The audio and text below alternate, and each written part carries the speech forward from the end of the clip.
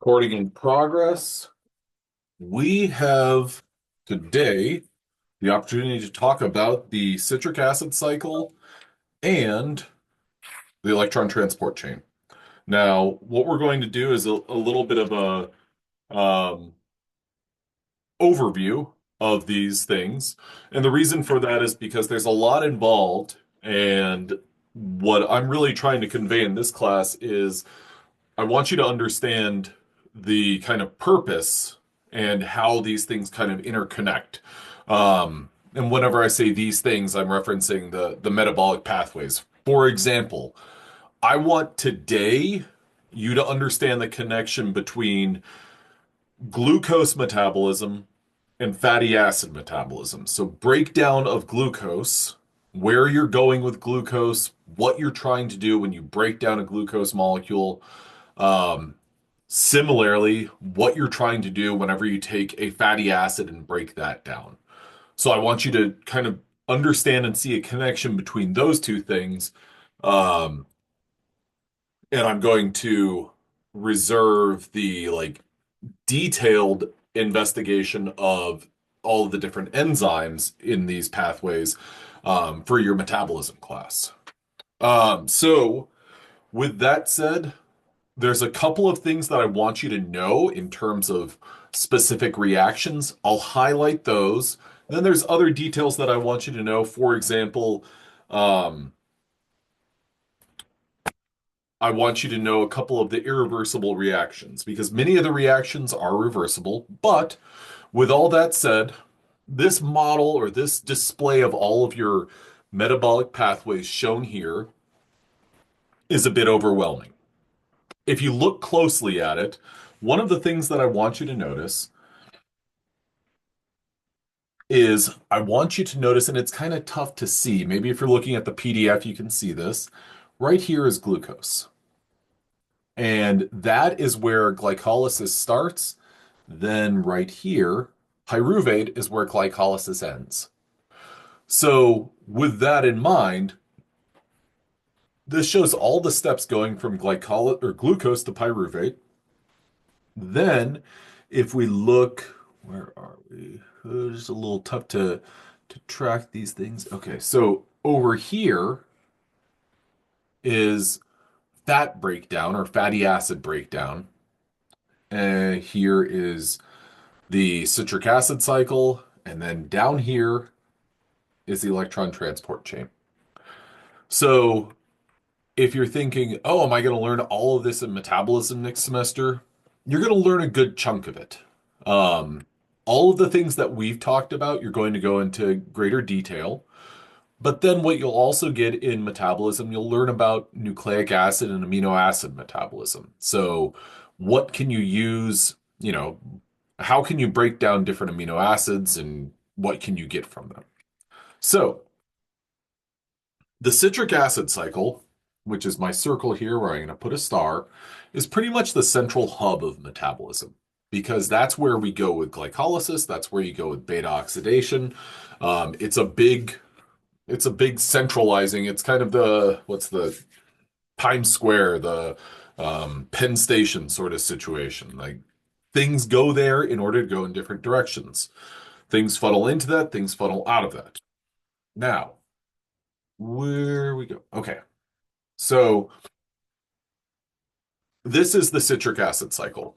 It's possible that you've had some exposure to this through um, a, a cell biology or a functional biology class. You've probably talked about this and referred to it as the Krebs cycle, named for Edwin Krebs, the TCA cycle, or you've maybe looked at the TCA longhand. What that stands for is the tricarboxylic acid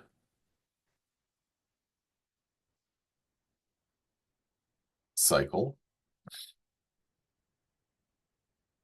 Um, and what we're going to do is we're going to be looking at it from some important points. Now, one of the things that I want you to understand is I kind of introduced this, or I introduced part of this, or I introduced this sort of math with respect to beta oxidation.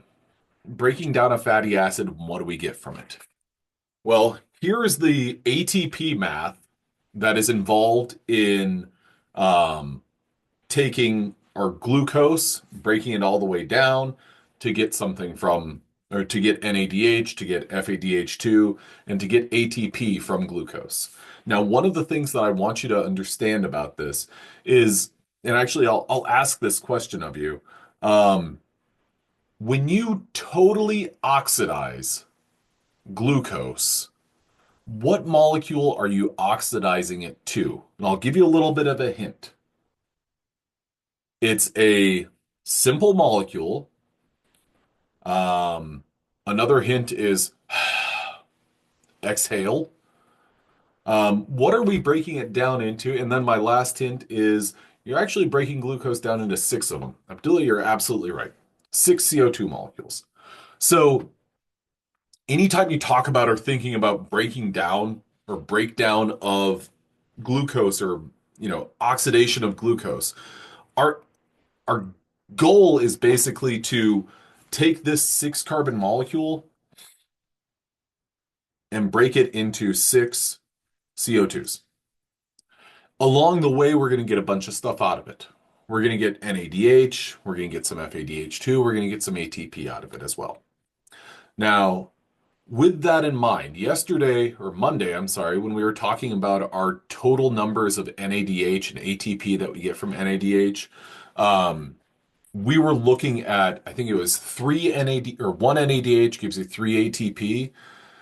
And here you can look at this and say, okay, well, six NADH gives us 15 ATP. And you know that that is a 1 to 3 ratio or 1 to 2.5 ratio. Any variation there between 1 to 3 or 1 to 2.5 has to do with basically the approximate or rounded amount versus what is observed in practice and what is observed experimentally. So the 2.5 is a little bit more realistic um, for what we would need or for what you'd expect. What I would like you to do is anytime we talk about conversions of NADH to ATP, I want you to use one NADH yields three ATP. I want you to also use one FADH2 yields two ATP. Those are the numbers that I would like you guys to use. Now, I just jumped back because when we talk about the start of the citric acid cycle, there's a little bit of a point of confusion because if you see a model like this, you might think, aha, the start of the citric acid cycle starts at the top, starts with pyruvate. And that tends to be a point of confusion for folks. The start of the citric acid cycle, well, it's cyclical, it's a cycle. So the start is here and it kind of goes on and on. And sure, you can have a philosophical conversation about, well, what came first, or how did it enter, how did it start? Um, but this very first reaction, this enzyme pyruvate dehydrogenase, is typically not considered a part of the citric acid cycle. Now, in any questions that I provide you with or that I ask, I will clarify. And the way that I will clarify is I will ask things like, starting with pyruvate, what should you expect after this? So I'll give kind of a definition of where am I starting compared to, well, compared to speaking generally and asking a very general question. Now, jumping ahead, because I want to talk about this enzyme, pyruvate dehydrogenase. This is an enzyme which, could anyone add to the chat where the citric acid cycle takes place? What organelle?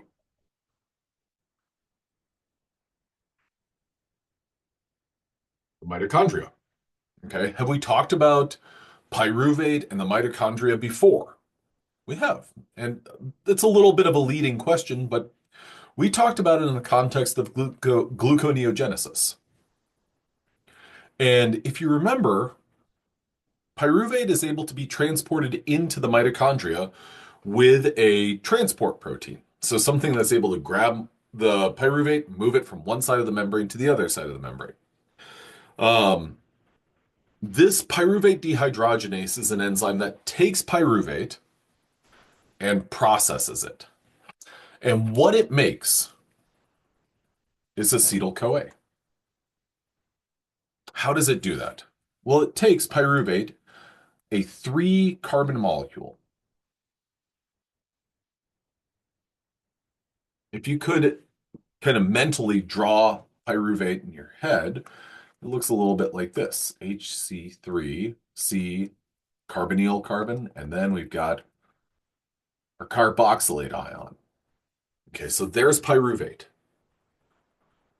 That's 3 carbons, and what we're doing is we're plucking off carbon dioxide.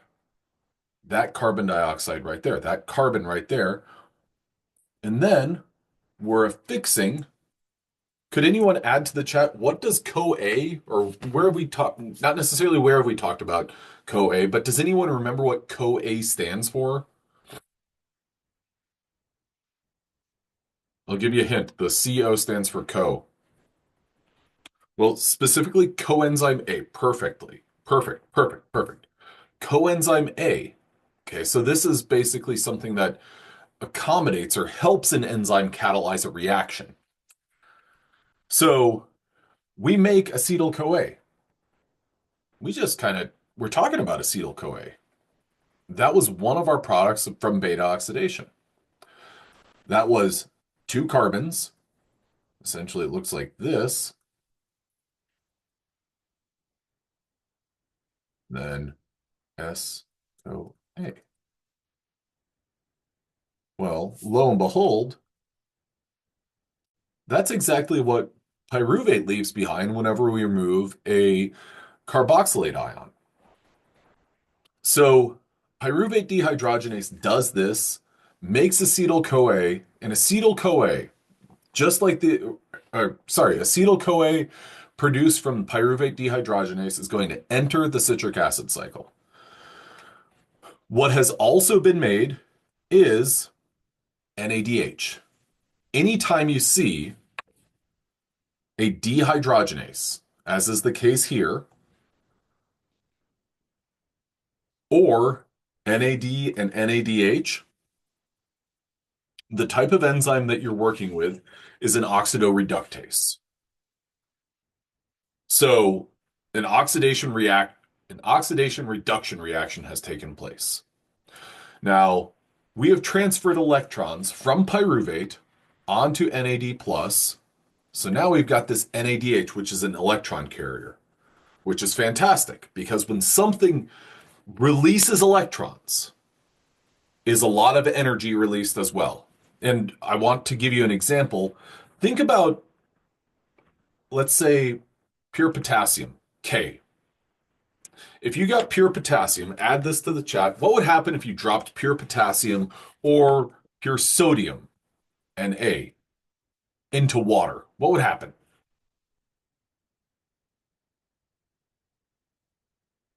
What do we know about group 1 elements? It explode. Group 1 elements, boom, is absolutely correct. Group 1 elements, what they love to do is release an electron and form ions, K plus or Na plus. They love to do that. And the release of that electron is going to release a lot of energy. So this rascal right here, this NADH, has electrons. And so basically you could think about that as it's a high energy compound.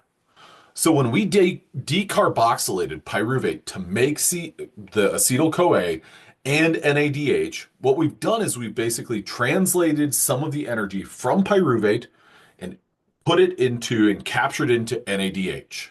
So this is a high energy compound, and I'm going to label it as a high E.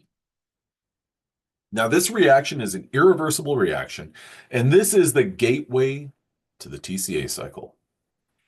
Okay, here is the TCA cycle. What we've done so far is this right here. Now, one of the things that I want to kind of prime you for so that you're ready whenever you take metabolism is, does anyone I'm going to zoom in for this. That symbol right there, that's called a double dagger. Um, when you look at this molecule known as citrate, what do you notice on one of the other carboxylate ions or one of the other carboxylic acid? Yeah, the carboxylate ions. Add it to the chat. We've got a total of three of them. And asterisk, you're absolutely right.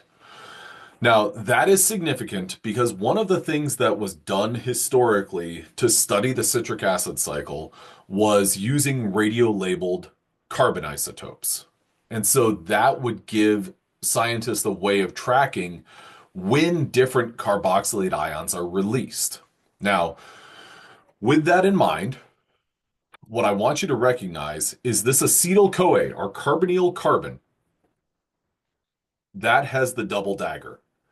And that ends up at the top of our citrate molecule. The enzyme that does that is known as citrate synthase. What this does is it transfers the two carbons from acetyl-CoA onto a molecule known as oxaloacetate. Shorthand for that is OAA. That oxaloacetate is four carbons. Add two more carbons in the form of acetyl-CoA or from the acetyl-CoA, and you've got citrate, a six-carbon long molecule. I don't need you to know the reactants or the reaction there. It's helpful, but what we're interested in is actually going to come a little bit later on. So when we think about kind of our goal or objective of glycolysis and extracting energy from different compounds, we want to take that glucose and break it down all the way to CO2. So whenever I look at this pyruvate at the top, this molecule right here, we have this taking place two times. Because remember, we took our six carbons and broke it into two 3-carbon pyruvate molecules. Pyruvate dehydrogenase decarboxylates pyruvate. So what that means is we've basically taken care of two of our total of six original carbons from glucose. Can I get a Y or an N in the chat if you understand what I'm saying with respect to that two of those carbons? Two of the six. Awesome. So what that leaves behind is we got four more carbons to deal with to break those all the way down to CO2. So what we want to do is take the two carbons that remain, and I'm not going to say, yeah, and we're doing this twice, because I think that's going to become very confusing. So I'll just say it right now. We're doing this in duplicate, and you can kind of project that outward. So we're going to take our two carbons from acetyl-CoA, slap those onto oxaloacetate, making citrate. Now, I'm going to put a box around the two carbons that we added. Those right there. The first step that we're going to carry out on citrate is we're going to rearrange those carbons to make a molecule known as isocitrate. Here are our two carbons from acetyl-CoA. The first enzyme that I want you guys to be familiar with is isocitrate dehydrogenase. Why do I want you to be interested or concerned with or aware of this enzyme? Well, for a couple of reasons. One, it's our first NADH that's produced within the citric acid cycle. In addition to that, we're decarboxylating. Okay, so we're losing a CO2. We're going from 6 carbons down to 5 carbons, and we're making this alpha ketoglutarate. Okay, so where did this CO2 come from? It was this one right here. So now what we've got is, again, our two carbons. I don't know why it's doing that. We've got, again, our two carbons from our acetyl-CoA. Excuse me. Alpha ketoglutarate is going to be metabolized by the enzyme alpha ketoglutarate dehydrogenase. Within that reaction, we're going to make our second NADH within the citric acid cycle. We're also going to decarboxylate. But what we're going to do is we're going to lose this bottom CO2. Now, what I want you to recognize about this is of the, you know, we're in our first round of the citric acid cycle. Have we released any of the carbons that we got from acetyl-CoA? No, we haven't. Because I'll go ahead and track them in our next molecule known as succinyl-CoA. So we've released two CO2s, but the carbons that originated in acetyl-CoA that we just added are still there. Could somebody give me or could you guys, does everyone follow that? Yes or no? Add a Y or an N. Okay, great. So we've generated NADH, and I'm going to keep a tally of this. NADH, FADH2, and GTP. We generated two NADH. So far, no FADH2. And now, sure. So um, the we've released two carbon dioxide molecules from, so we've gone from the six carbons of isocitrate, we decarboxylated to make alpha ketoglutarate. CO2 is gone. Then alpha ketoglutarate dehydrogenase decarboxylated again. So we've lost two carbons. So now of the six carbons that we had, two of them are gone. But what's important to recognize is that the two that we've just added from acetyl-CoA, those are still there. So now we have this succinyl-CoA. And wouldn't you know it, we're using coenzyme A again. That was the way that we helped. I hope that answered your question. I hope that was what you're looking for, Abdullah. We use coenzyme A again. Okay, so that helps us decarboxylate alpha ketoglutarate.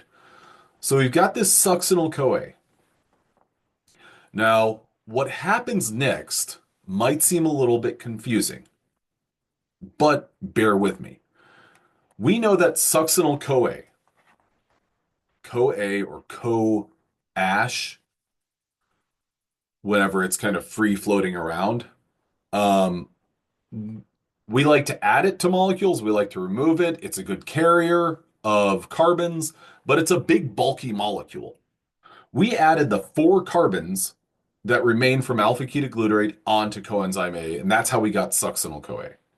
The next thing that we're going to do is we're going to use the enzyme succinyl-CoA synthetase.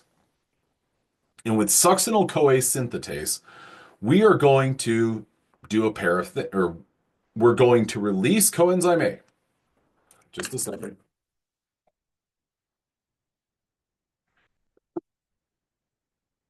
We're going to release coenzyme A. Then what we're also going to be doing is we're going to be forming GTP. We're going to be forming from GDP and PI. So I'll add that tally there. Okay. Now, with that in mind, I've got to zoom in on the molecule that we just made. When we released the four carbons, or our four carbons, from succinyl-CoA. Looking at succinate, what do you notice about it? And you say anything. You could say, oh, it's got negatives. Yeah, it does.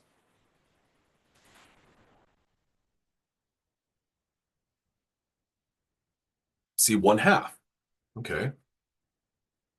Now, if we jump back and if we just look at succinyl-CoA, do you see the half, or sorry, that half is supposed to be next to the double dagger?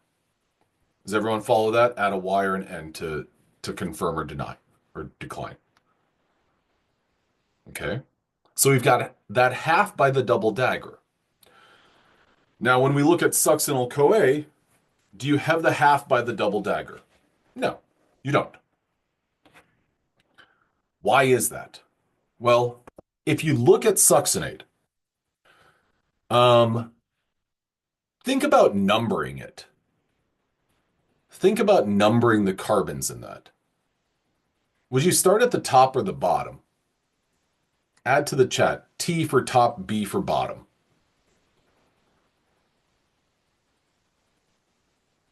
I've kind of given you a direction that nobody's answering because absolutely. Either side. It is absolutely the same. Great. Thank you very much, guys. Okay. So another way to think about that is when you have a molecule that looks like that, the word that chemists love to use is it's symmetrical. There's symmetry.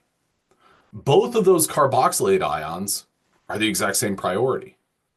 So what I'm getting at there is when we've taken those four carbons and released them from succinyl-CoA, let me zoom out or zoom back out. We had this double dagger was indicating that this one has a radioactive label. Add to the chat, does this one in succinyl-CoA, I just drew an arrow. Add to the chat if this one, add a Y or an N, does this have a radioactive label? Nope, it doesn't. Okay. So when we basically get rid of that S-CoA, now keep in mind we've got 1,000, let's just go with a nice round number. We've got 1,000 copies of this molecule. Where is that radio label? Is it all going to be at the top? No. It's going to be half here and then half here. Essentially, you could think about it as if you were to get one of these molecules and wrestle it and hold it and say, okay, where's my radio label? Is it at the top carbon or is it the bottom carbon? It's a 50-50 chance if you wrestled one of those succinate molecules. So the reason that we have that 1/2 double dagger is to indicate that, well, the carbon that originated from our acetyl-CoAs that we put in, well, there's an equal likelihood that it's at the top or it's an equal likelihood that it's at the bottom. Can I get confirmation of, yes, I follow, or no, I don't follow that?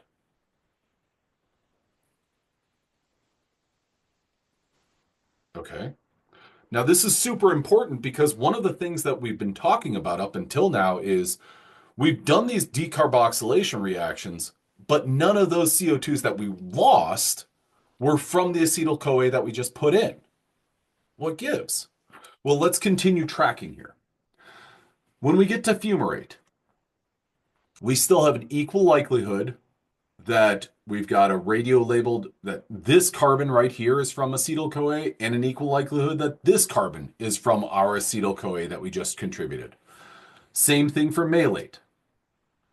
And then finally, when we get to oxaloacetate, well, what's going to happen is we're going to have this carbon at the bottom that is going to have a radio label. And then this one right here, where do you think that one goes? That one, now I'm going to change colors here.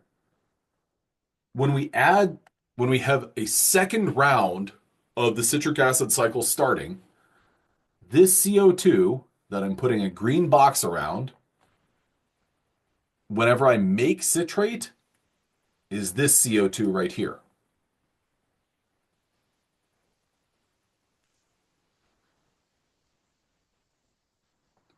So what I want you to understand about this is, and what I think is important to understand about this is the question is, well, whenever we're doing these decarboxylations and we're going through rounds of the citric acid cycle, when are we getting rid of carbons that originated from our acetyl-CoA?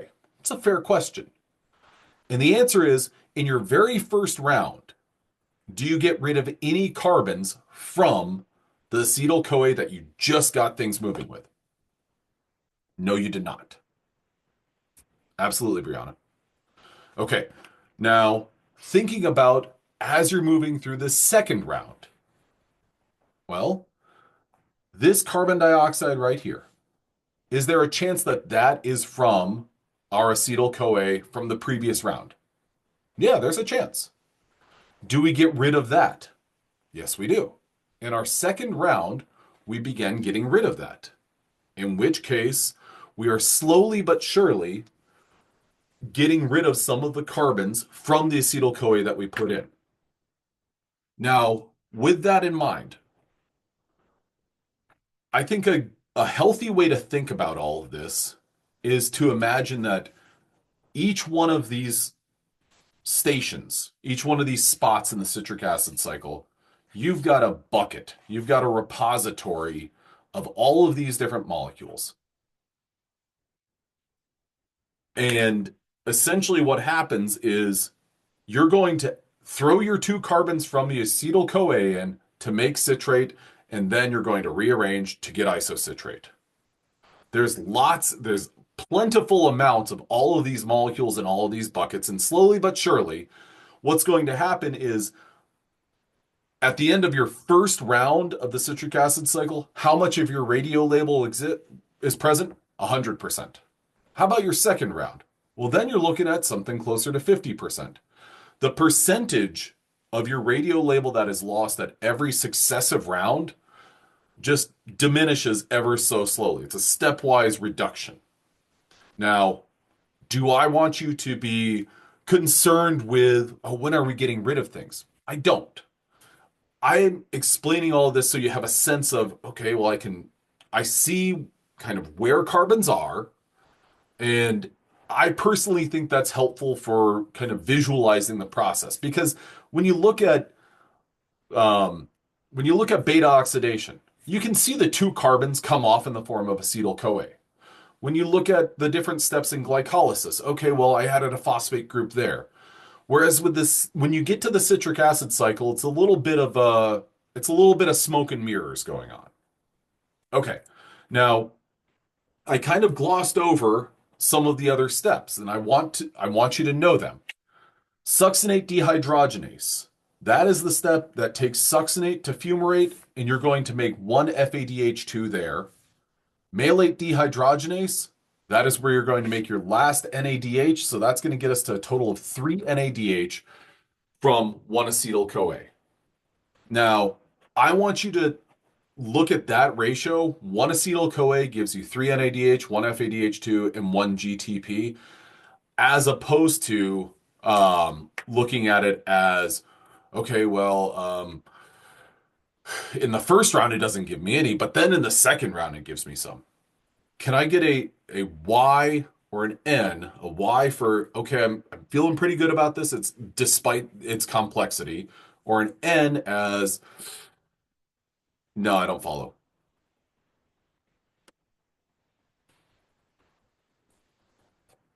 So I was asked to repeat, I think must be, I'm presuming that it's the last part.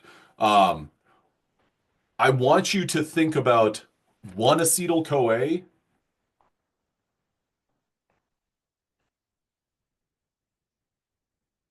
and an important distinction. One acetyl CoA, not one pyruvate, but one acetyl CoA gives you one, two, three NADH, one GTP, one FADH2.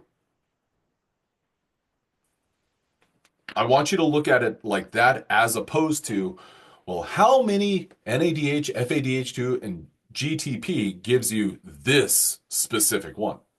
One acetyl CoA is one round. Yeah. We're going to kind of operate with the idea of we're plugging one acetyl CoA in, and here's the output. Because our goal and our objective is to break all of this down into CO2. Well, CO2, and here's our other decarboxylation. So effectively, one acetyl CoA, we get two CO2s out of it. Are they the CO or are they the exact carbons that we started with? Not necessarily. And in fact, no, they're not. But for our purposes, this is a cyclical pathway. So we can operate on input of one acetyl CoA, output two CO2s. And I'll add that as another output. CO2, 3 NADH, 1 FADH2, 1 GTP. and two CO2s. So that's what we get from acetyl-CoA. Now, with that in mind, if you think back to, well, beta oxidation,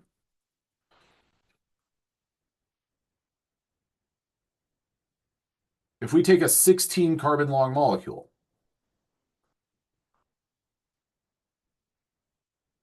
we get NADH, we get some FADH2, but at the end of it all, we're breaking that down into 8 acetyl-CoAs.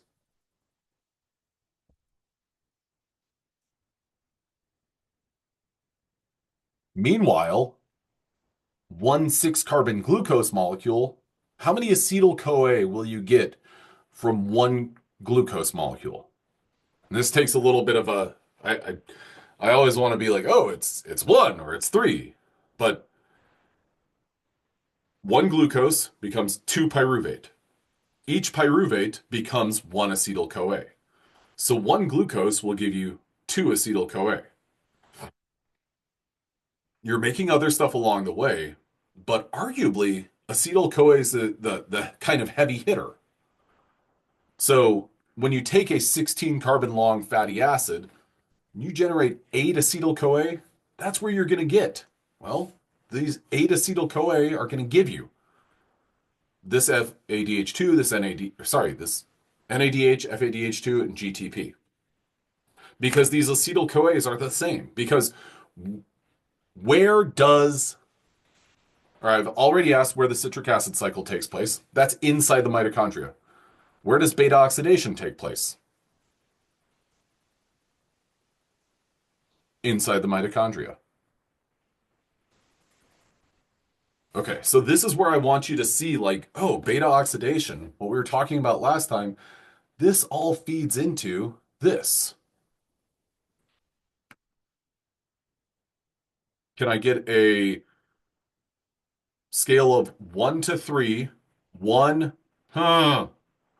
2, 3. Oh, fantastic. You know, I've asked a handful of questions today in different classes of like a scale of 1 to 3, and 2 to 2.5 seems to be the popular answer. Okay, well, I'll take the twos. So, are there any carbons that go into the cycle and stay there for many rounds, or is every turn a whole fresh group of carbons? That is a fantastic question, Abdullah. And essentially, yes. Um, there are carbons that are going to enter the citric acid cycle from, like, I think if you look at percentages, after one round, 100% of your radio label is done. 2 rounds, 3 rounds, 4 rounds. The percentage just goes down. I think it basically gets cut in half almost every successive round.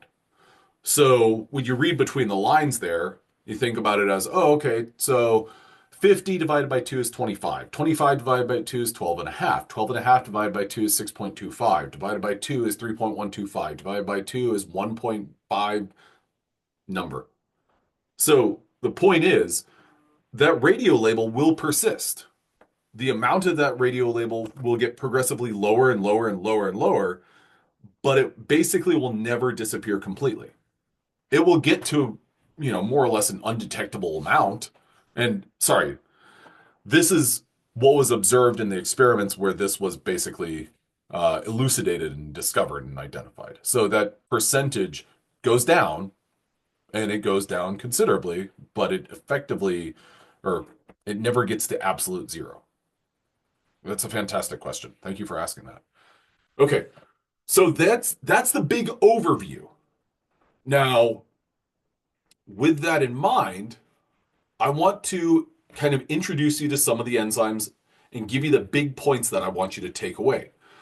The big enzymes that I want you to know about are isocitrate dehydrogenase. Why? Because that's where you produce a CO2. In addition to that, it's also where you produce NADH. Alpha ketoglutarate is one of the intermediates in this, and that's where we've gone from 6 carbons to 5 carbons. Now, what your takeaway from this should be is within the citric acid cycle, the first enzyme that produces NADH is isocitrate dehydrogenase. If I jump back for a second, what do we notice about isocitrate dehydrogenase, if I erase some of my lines, is that this is an irreversible step. So I'll add IRR. Next enzyme that's interesting is the one that immediately follows it, alpha-ketoglutarate dehydrogenase. Alpha-ketoglutarate dehydrogenase produces our second NADH, and it also decarboxylates alpha-ketoglutarate to make, and it brings in the coenzyme A to give us succinyl-CoA. What do you notice about that arrow? And what do you notice about it here? This is also an irreversible step. So IRR. Our next step that I want you to know about, succinyl-CoA synthetase. What's interesting about this is a reversible step, but this is where we make GTP. Our step that follows that is succinate dehydrogenase, which makes FADH2 instead of NADH. FADH2 is an electron carrier. It's different from NADH, and as an electron carrier, it can be used to generate a lot of ATP. Now, the difference between FADH2 and NADH is basically how it plugs into the electron transport chain, which we'll get to later on today. Oh, goodness. Now, succinate dehydrogenase, it's a reversible step. Malate dehydrogenase, where we make our last FADH2, our last NADH, and we make oxaloacetate, which is it's 4 carbons, and it's ready to receive the 2 carbons from acetyl-CoA in the next round of the citric acid cycle. So this is able to keep that ball moving. It's also ready to make that NADH. So what would be worthwhile for you guys is to know the enzymes that produce different metabolites. And the way that I would look at it is I would make a list of what gives me NADH, what gives me FADH2, and what gives me GTP. And then, make my list based on that, as opposed to memorizing the names of the enzymes and saying, okay, this succinate dehydrogenase, what does that give me? Then you're going to run into trouble because you might run into trouble. I think that it's easier to, come up with some simple acronym like NADH, FADH2, GTP, and say male DH. FADH2 is succinate dehydrogenase. Then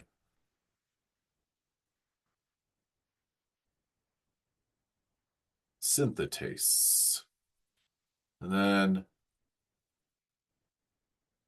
ISO dehydrogenase and AKG, ISO, DH, and AKG, DH.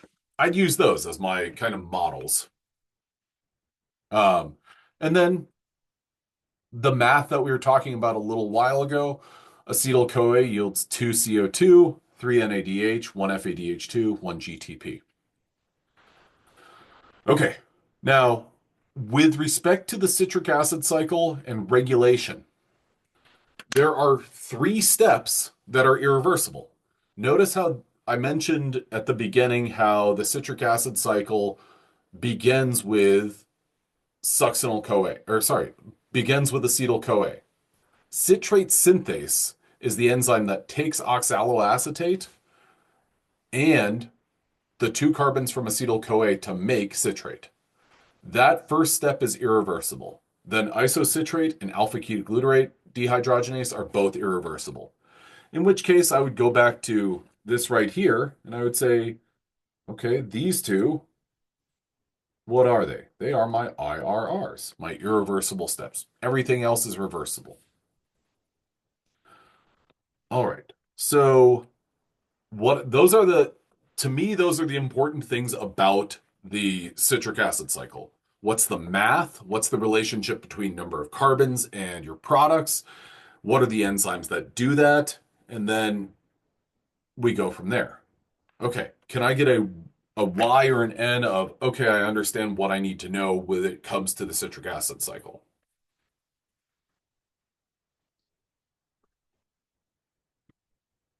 Okay, great. If you had this table right here, cool ants in Kansas sell fudge monthly. That could, nice. That's great. Thanks, RP. That's great. Cool ants in Kansas sell fudge monthly. That cover. Oh, sorry, I was reading the last part. That covers all the enzymes as part of the mnemonic. Excellent. I like it. So, if you have this sort of table, I think that's going to put you in a good position to know the important parts, what they're making, and what kind of separates them from one another. Now, this is all good and well and everything, but that gets us to basically here. We've used glycolysis to make NADH and FADH2, but what we need to do is we need to go on to, well, use that NADH for something. The ATP we used, or we made ATP along the way. Okay, cool. That's the currency, the energy currency of the cell. Awesome. But that neglects the importance of NADH and FADH2. Now, the next thing that we're going to get into, again, we're kind of taking a similar sort of overview as the players involved in this and energy production. And I just had that moment where I was like, oh no, am I recording? Yes, I am. I'm happy about that. Okay. So, citric acid cycle, beta oxidation, we've generated, or sorry, beta oxidation gave us acetyl CoA, which we could use to make a bunch of NADH and FADH2. So, your essentially your products of beta oxidation plug into the citric acid cycle so that you can make that NADH, FADH2. Now, we're going to use that for this down here.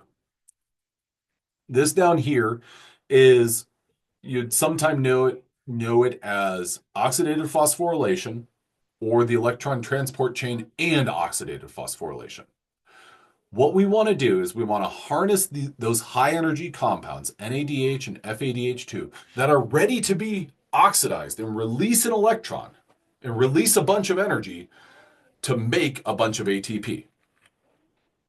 So this right here is a big overview of the mitochondria. We have conquered this. Here's kind of your continuation of your products from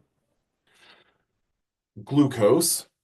Now, one thing that's worth noting about this is this number right here, 8 NADH, that is accounting for the 2 cytosolic NADH that we made in glycolysis. Because keep in mind that NADH that was made out in the cytosol, we got to get that into the mitochondria. Because NADH in the cytosol isn't really doing a whole lot of good for us, or it's not kind of doing all of the good for us. So what we've got to do is get that in. And what we're now going to be focusing on is this right here, the electron transport chain. So to understand and appreciate the electron transport chain, it's worthwhile to take a look at our old friend, the powerhouse of the cell, the mitochondria. So the mitochondria has its own genomic DNA. And it was absorbed a week ago. No, it was quite a minute ago. To make a eukaryote. So it's a membrane-bound organelle, and it's got a pair of membranes. It's got your inner membrane and your outer membrane. That's pretty much the extent that I'm going to ask you about the morphology of the mitochondria. Your outer membrane, that is freely permeable up to 10 kilodaltons. So that means a protein that's basically 100 amino acids, chances are it's going to be able to enter and exit the outer membrane. So here's our cytosol in this electron microscope. And here is the outer membrane right here with this blue kind of shading. So small proteins, 100 amino acids. or smaller will be able to go in and out of that. The inner membrane, however, is much more selective. Only water, CO2, O2 are going to be able to freely pass from one side to the other. Everything else has to have a transporter. Now, we talked about a transporter for pyruvate when we talked about gluconeogenesis. So pyruvate getting in there, well, it has a transporter. NADH, well, that's already in the mitochondria, or as is mentioned here, the malate aspartate shuttle, which we're not going to go into very much. We did allude to it when we talked about gluconeogenesis. That's worthwhile for getting NADH from one side of the membrane to the other side of the membrane. So, what I want you to take away from this right here is don't worry, everything that needs to be in the mitochondria for electron transport, it's going to get there. It gets there. Okay. Now, we've broken glucose down to CO2. So we use the citric acid cycle to take the last remnants of those pyruvate molecules and break them down into CO2. We've generated NADH in the cytosol, and we get that into the mitochondria. We need to use that NADH to produce more ATP. How are we going to do that? We need to use the mitochondria and get our cytosolic NADH into the mitochondria. So this image right here is a good overview of what is going on. And I believe that I did. Dang it, I didn't. Okay. So this is a good model for the way in which NADH is used. And what I want you to take away and what I want you to understand about NADH is NADH, this is inside the mitochondria. This is mitochondrial NADH. What it's going to do is it's going to get oxidized. And whenever it does that, it's going to lose electrons. It's going to lose those electrons undergoing an oxidation reduction reaction. This right here, complex number 1. This is a membrane protein made up of lots of different proteins. So I think it's something like 43 or 45, and I'm sure that varies from organism to organism, but it's 40 or more proteins that assemble to make complex number 1. And what they are doing is they are transferring electrons from NADH onto this FMN to FES, FES. Now you might be looking at that and thinking, oh, FMN, don't know what that means. That's flavin mononucleotide. Okay, so this is another electron carrier. Essentially what we're doing is we're just transferring electrons from NADH to all of these other electron carriers.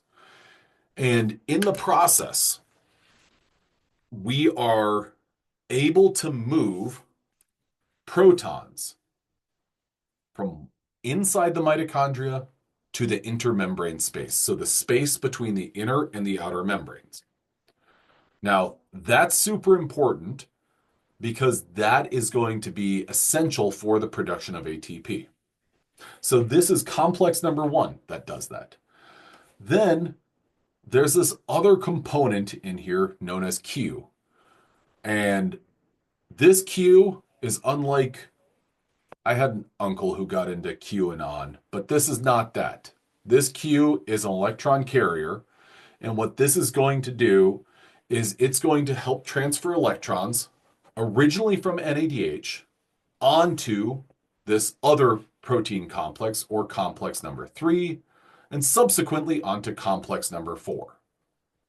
Now, what I want you guys to know about is the type of reactions. Okay. This may not be important, but why are NADH and FADH2 the more main electron carriers rather than others like you mentioned, like FMN and or Q? The reason for that is, so I received a private message that was a question about why NADH and FADH2 as opposed to FMN and Q. And the reason for that is because FMN and Q and the other electron carriers are a little bit more stationary. FADH2 and NADH, they're a little bit more mobile and soluble. Okay, so the types of reactions that are ongoing here, they are redox, oxidation reduction reactions going on over and over and over again. And just as a little bit of an aside, I always think this is so funny because I remember taking Gen Chem 1 and I was like, man, combustion reactions, those are so cool. They were cool because I knew how to balance them. Oxidation reduction reaction, those can't be that important. And lo and behold, that's like everything. Oxidation reduction reactions. That's it. So movement of electrons. And then I took organic chemistry and I was like, oh, yeah, all that we're talking about is these electrons being pushed over here and here. And okay, cool. So I want you to know that these are redox reactions. What they're kind of, if you wanted to, I have a habit of applying like a rationale or a reasoning or a purpose. The reason or the purpose that this is taking place is to move protons into this intermembrane space. All told, NADH is going to move a total of 1, 2, 3, 10 protons from inside the mitochondria to outside the mitochondria. So if we are losing protons from inside the mitochondria and gaining them in the intermembrane space, where is the pH going down? Vote I for intermembrane space or M for in the mitochondria. Where is the pH going down? The pH, not hydrogen ion concentration, but the pH.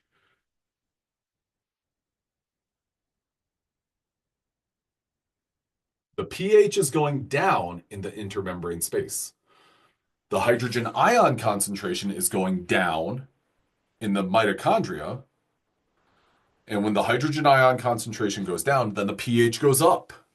So the pH here, more H plus means H plus concentration goes up, which means pH goes down. Does that make sense? Add a Y or an N to that.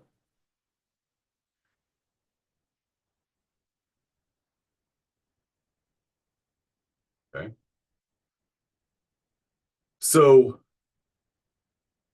that's what NADH is doing. FADH2, by comparison, what's it doing? It is feeding electrons directly into Q. So the difference between NADH and FADH2 is FADH2 skips complex 1. So one FADH2 molecule will lead to how many protons pumped into the intermembrane space? One NADH will get 10.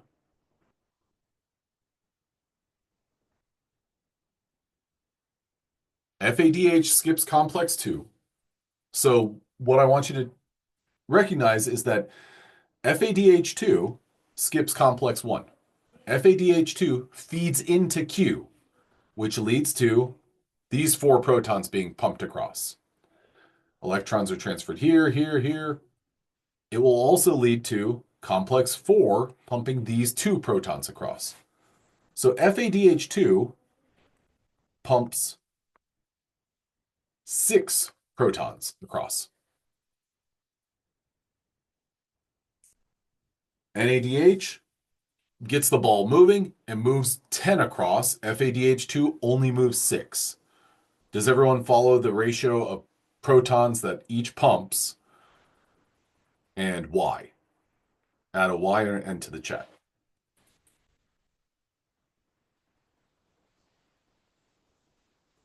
Okay, so think about this as NADH turns on complex 1. Complex 1 turns on Q. Q turns on complex 3. Complex 3 turns on complex 4. So when NADH turns on complex 1 moves 4 protons across. When complex 1 turns on Q, Q moves 4 protons across. When Q turns on complex 3 and subsequently complex 4, 2 more. FADH2 doesn't turn complex 1 on, it only turns on Q, 3, and 4.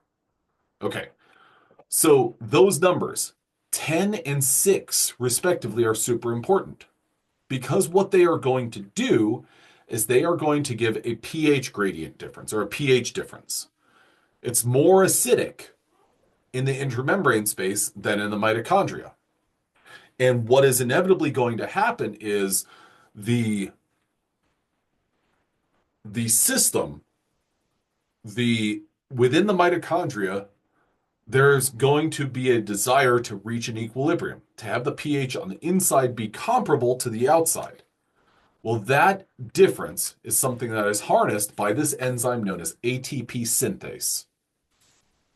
What ATP synthase does is it sees protons in the intermembrane space, which in this model is at the bottom, intermembrane.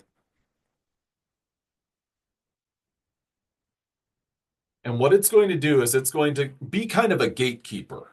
It's going to be like the turnstiles in the metro in New York City.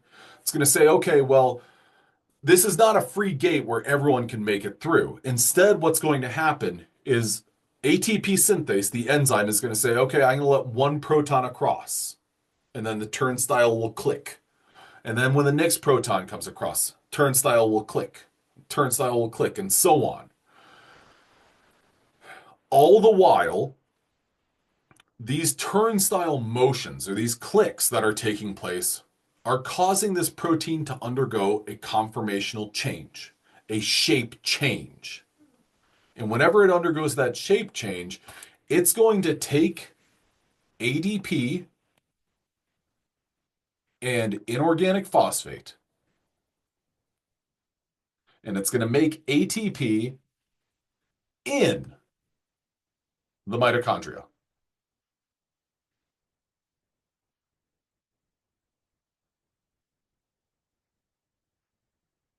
Does everyone follow what ATP synthase is doing? Not looking at these numbers, but understand that it's regulating the movement of protons from, sorry, it is serving as the gatekeeper that regulates and enables the pHs to be comparable, but it's going to say, okay, well, if we want the pHs to be comparable, I'm going to let it happen at my timeline. Okay. Now, there's a ratio. When ATP synthase is letting protons come across the membrane, it's undergoing these conformational changes. And I'm making motions because that's what it's doing. The protein is rotating, and it's taking ADP and PI, putting them together to make ATP. The ratio is 9 protons will make 3 ATP. Okay. So now in the chat, could somebody tell me how many protons does one NADH molecule move across the membrane or lead to?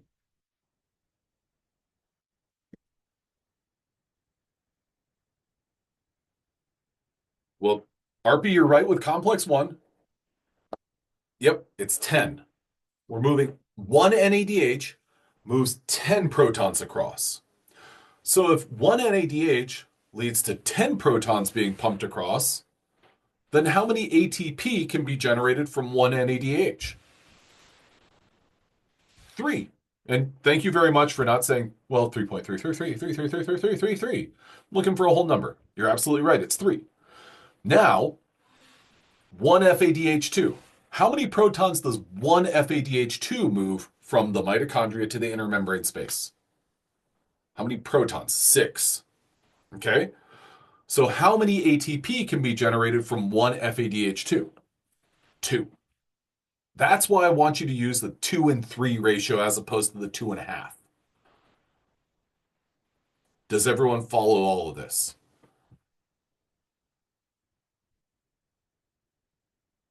On a scale of 1 to 10, 10 being it's a lot, and 1 being pff, this is nothing. Was this a lot of stuff today? Yeah, it's a 10. It's a 10. Now, with all of that to say, a 10.2. Okay.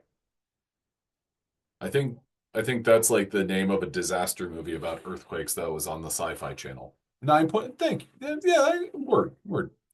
Okay. There is what you guys have today is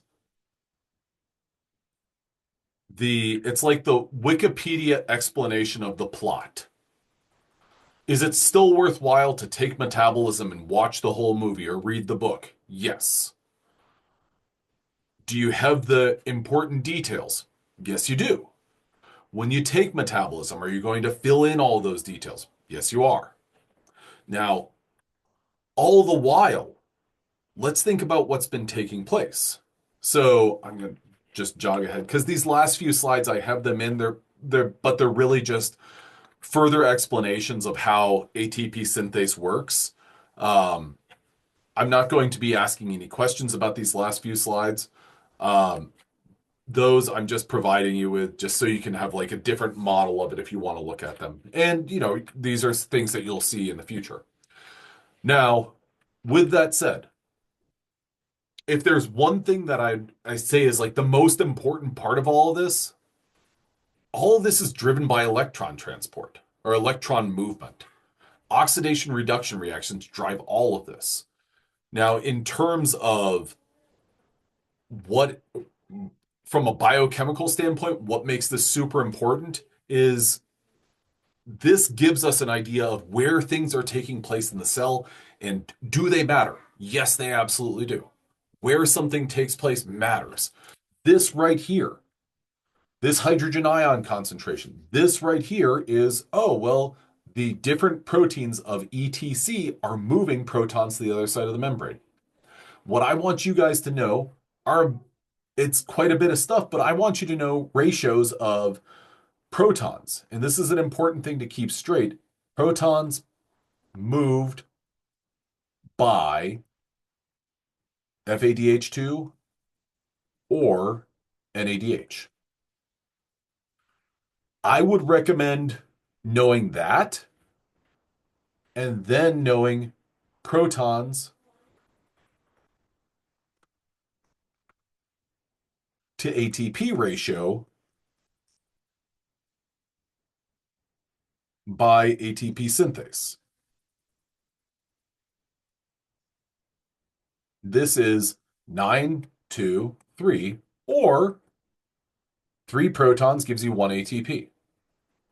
I would recommend kind of anchoring my knowledge in this right here and this right here. Because one thing that I've noticed over the years is people will say, oh, okay, well, um, 1 NADH gives you 3, and 1 FADH2 gives you 2.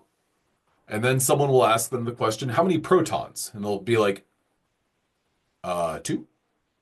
And then they'll think, I know that's not right, but I can't, for the life of me, come up with the explanation as to why that's not right. I recommend knowing the relationship between protons that are moved by NADH or FADH2 through those different electron transport chain complexes and then protons to ATP by ATP synthase. Because if you know the protons, then you can say, okay, well, NADH does this many, and this many gives me this number of ATP. Okay, so that's what I've got for today. On Monday, we are going to be talking about enzyme mechanisms. So we're again going to be visiting movement of electrons, but we're not going to be talking about movement of electrons for the purpose of energy production. Instead, we're going to be talking about movement of electrons for the purposes of understanding how an enzyme catalyzes a specific reaction. Um, I will hang around for just a couple more minutes if anyone has any questions, but if there are no questions, um, I know this is quite a whirlwind. Thank you very much for hanging with me, and thank you very much for all your your responses and everything. You guys did a great job today. Um, and have a great weekend. I'm gonna go ahead and stop my recording though. If something comes